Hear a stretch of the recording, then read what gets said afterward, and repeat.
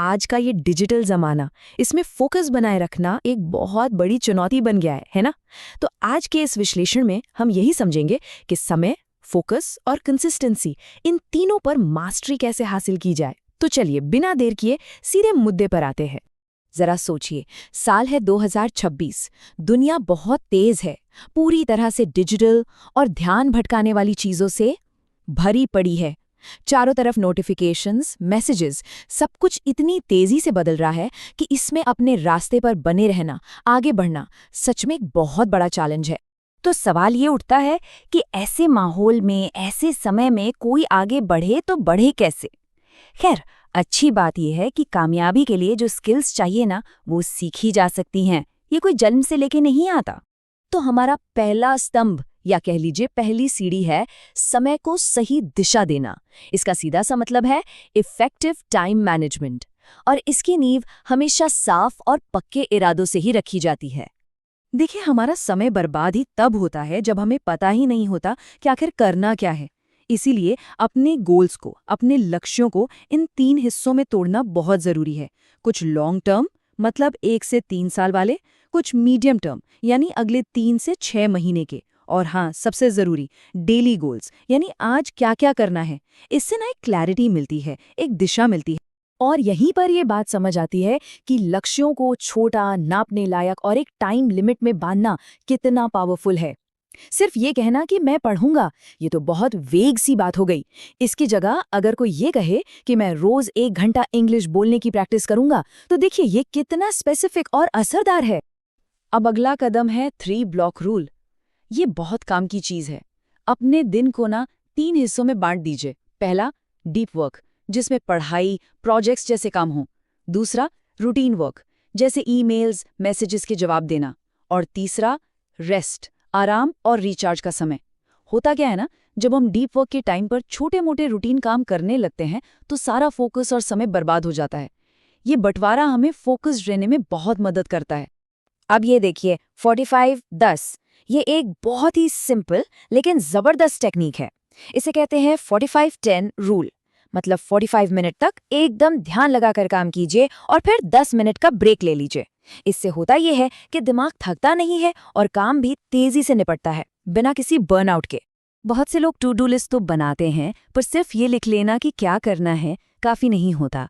उससे कहीं ज्यादा असरदार है एक टाइम टेबल बनाना, जिसमें ये तय हो कि कौन सा काम कब करना है। ये आपके दिन को एक प्रॉपर स्ट्रक्चर देता है, एक ढांचा देता है। और हाँ, न कहना सीखना, ये तो बेहद जरूरी है। ज्यादातर लोग बिजी इसलिए रहते हैं क्योंकि वो दूसरों के काम पूरे कर रहे होते हैं। जो काम आपकी प्रायोरिटी से मैच नहीं करता, उसे मना करने से सिर्फ समय ही नहीं बचता, बल्कि इज्जत भी बढ़ती है। चलिए, अब आते हैं हमारे दूसरे स्तंभ पर, कंसिस्टेंसी की शक्ति, निरंतरता। देखिए, इसका मतलब कोई बड़े बड़े पहाड़ तोड़ना नहीं है, बल्कि रोज छोटे छोटे कदम उठाना है। सिद्धांत बहुत सिंपल है, थोड़ा करो पर रोज करो।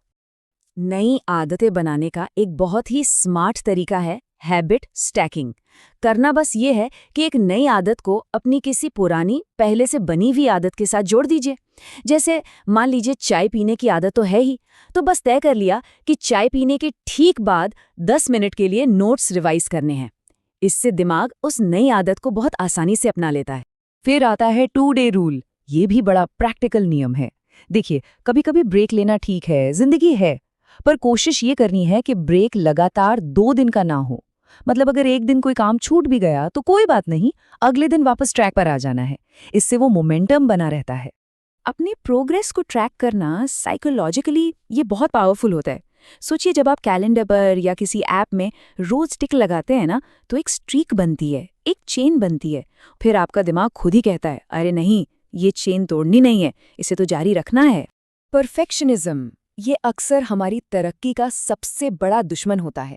लोग सोचते हैं आज मूड नहीं है या परफेक्ट तरीके से ही करूंगा, और फिर होता कुछ भी नहीं है। हमेशा याद रखिए, इम्परफेक्ट चलेगा, पर आज थोड़ा सा तो करो। 5 मिनट का काम भी 0 मिनट से तो लाख गुना बेहतर है। और अब बात करते हैं हमारे तीसरे और आखिरी स्तंभ की, डिस्ट्रैक्शंस पर जीत हासिल करना। आज के ज़माने में हमारा सबसे बड़ा दुश्मन ये डिजिटल डिस्ट्रैक्शन ही है, और इससे निपटने के लिए एक ठोस रणनीति तो चाहिए ही। जैसे हम शरीर के लिए डाइट फॉलो करते हैं ना, वैसे ही दिमाग के लिए भी एक डिजिटल डाइट बहुत ज़रूरी है। इसके कुछ सिंपल नियम हैं। सोशल मीडिया का इस्तेमाल दिन में बस 2 बार तक ही सीमित कर दीजिए। जो गैर ज़रूरी नोटिफिकेशंस हैं, उन्हें बंद कर दीजिए और फालतू के ग्रुप्स को म्यूट कर दीजिए या छोड़ ही दीजिए। डीप वर्क करते समय अक्सर दिमाग में कोई फालतू का ख्याल आ जाता है, तो उसका क्या करें? इसके लिए बनाइए एक डिस्ट्रैक्शन लिस्ट। जैसे ही कोई ऐसा विचार आए, उसे उस लिस्ट पर लिख लीजिए और खुद से वादा कीजिए, इस पर काम के बाद सोचूंगा। इससे आपका फ्लो भी नहीं टूटता और वो ज़रूरी आइडिया भी गुम नहीं होता। ये सुनने में बहुत छोटी बात लगती है, पर इसका असर बहुत गहरा है। एक साफ सुथरा माहौल साफ सुथरे विचारों को जन्म देता है। बिखरा हुआ कमरा या बिखरी हुई टेबल अक्सर बिखरे हुए दिमाग की वजह बनती है। अपनी जगह को साफ रखिए, आपका दिमाग अपने आप शांत रहेगा। लेकिन सच कहूँ तो सबसे बड़ा डिस्ट्रैक्शन शायद हमारा अपना शरीर ही है। अगर नींद पूरी नहीं हुई, खाना पीना ठीक नहीं है या कोई फिजिकल एक्टिविटी नहीं है, तो फोकस आएगा कहाँ से? कम से कम 7 घंटे की नींद, हल्का और हेल्दी खाना और रोज 20-30 मिनट की वॉक, ये मानसिक ऊर्जा और फोकस की असली नींव हैं। इनके बिना कोई भी ट्रिक काम नहीं कर सकती। तो अब तक हमने 3 ज़रूरी स्तंभों पर बात की है। चलिए अब इन सबको एक साथ जोड़ते हैं और एक ऐसा सिंपल और इफेक्टिव डेली सिस्टम बनाते हैं जिसे कोई भी आसानी से अपना सकता है। तो ये रहा एक सिंपल सा सिस्टम रोज की कामयाबी के लिए। सुबह उठकर सबसे पहले दिन की प्लानिंग करें और हो सके तो एक छोटा डीप वर्क सेशन भी कर लें।